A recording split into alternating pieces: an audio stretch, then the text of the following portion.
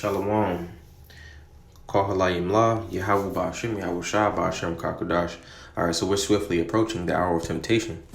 And we know that the hour of temptation is ultimately talking about the chip, but we know that this max is a part of, is a precursor to it.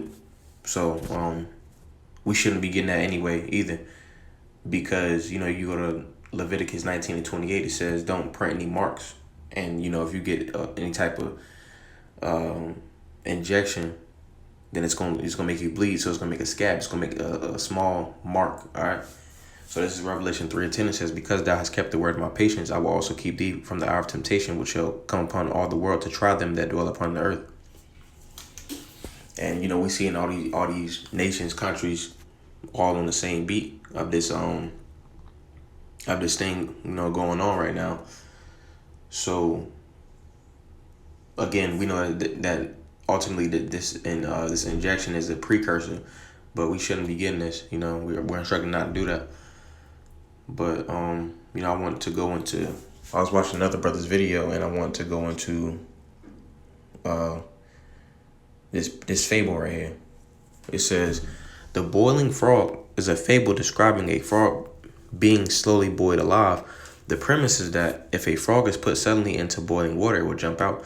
But if the frog is put into tepid water, which is lukewarm, which is then brought to a boil slowly, it will not perceive the danger and will be cooked to death. The story is often used as a metaphor for the inability of unwillingness of people to react to it or be aware of sinister threats that arise gradually rather than suddenly.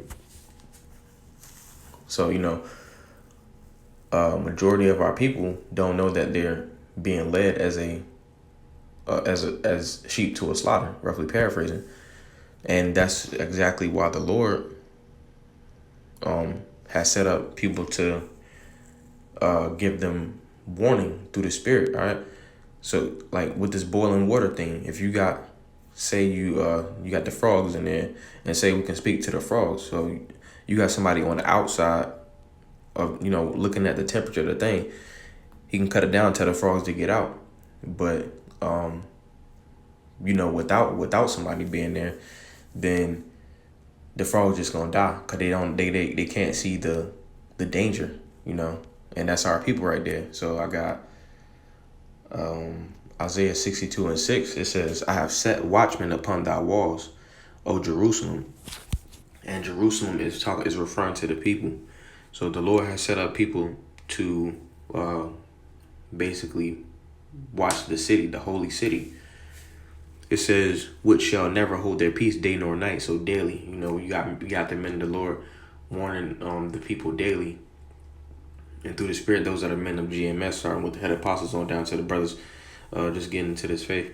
So it says, yea that make mention of the Lord, keep not peace, and give him no rest till he establish, until he make Jerusalem a praise in the earth. And that has not happened yet.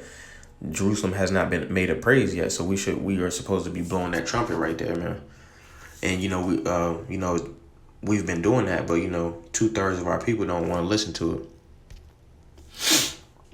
And if you go back to this story is probably made for Jake, but it says the story is often used as a metaphor for the inability or unwillingness of people to react to or be aware of sinister threats that arise gradually rather than suddenly.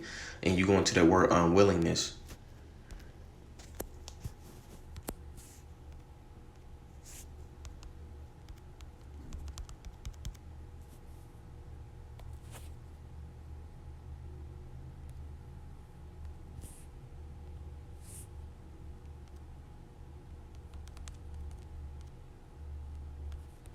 And then we got Psalms 110:3. It says, thy people shall be willing. So, and it says, in the day of thy power.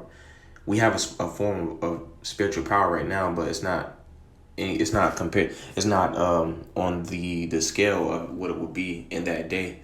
So with this, what I'm trying to bring out in this verse, it says that people shall be willing in that day.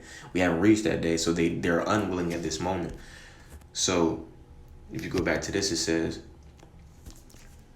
the story is often used as a metaphor for inability or unwillingness. Our people are very unwilling to want to seek knowledge or seek the Lord in sincerity. And you got the unwillingness. It's a few words for it, but click on this. It says one of them. It says suspicion, uncertainty, distrust.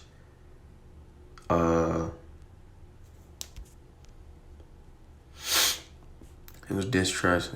I think one was stubborn, and then all these sound pretty much the same. But then it said one said. I mean, basically all these are rebellious, because we are a rebellious people, man. So that's why I have Isaiah 30:9. It says that this is a rebellious people, lying children that will not hear the law of the Lord. They don't want to take heed to what the Lord has to say. And we go to verse 10. It says, "What it say to the seers, see not." So they saying, yeah, like we don't want you to talk, man. Then you go to, because before the prophets were prophets, they were seers. So it says, seers see not, and to the prophets prophesy not unto his right things. So they don't want to hear about the upcoming destruction. That's why for one, they don't want to hear it, and for two, three things. For one, they don't want to hear it. For two, they're unwilling. And then for three, they can't see what's going on because they're so far into it. And you go back to that story, it says, you go back to the story about the boiling frog, it says, it will not perceive the danger and will be cooked to death. Then it says, the story is often used as a metaphor for the inability, because they're unable to see the danger. They can't perceive it because they're so deep into, deep into the illusion that they've been fed. All right. So it says, "Speak not unto us smooth things, prophesy deceit." So they want to be they want to be in that deep state. They don't want to know what's going on. And again, the Lord has set up men over the walls of the city, of the holy city, which is the holy people. Pursuant to Deuteronomy 7:6, it said, let me see, let me get it.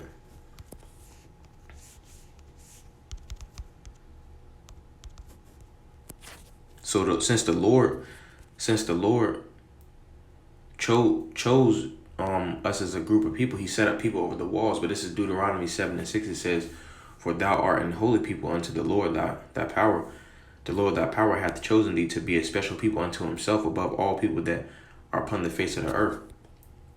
So since we are so special to the Lord, he has set up watchmen, all right? And these, the watchmen are saying basically this is Isaiah 30:21. It says, "And thine ears shall hear a word behind thee saying, this is the way." It says this is the way. So that's essentially talking about the truth. This is the truth. This is what you're supposed to do. It says, "Walk ye in it, when ye turn to the right hand, and when ye turn to the left." So basically, through the Spirit, we're telling our people, like, this is what you're supposed to be doing. We need to be doing this. Take the counsel of the Lord, which is these scriptures. And they don't want to hear it because, again, if you go back to I think it was Isaiah 30:9, Jake is really rebellious. All right, so Lord willing, those that are fine, call hello, Yahweh Bashim, Yahweh Shah, Shalom.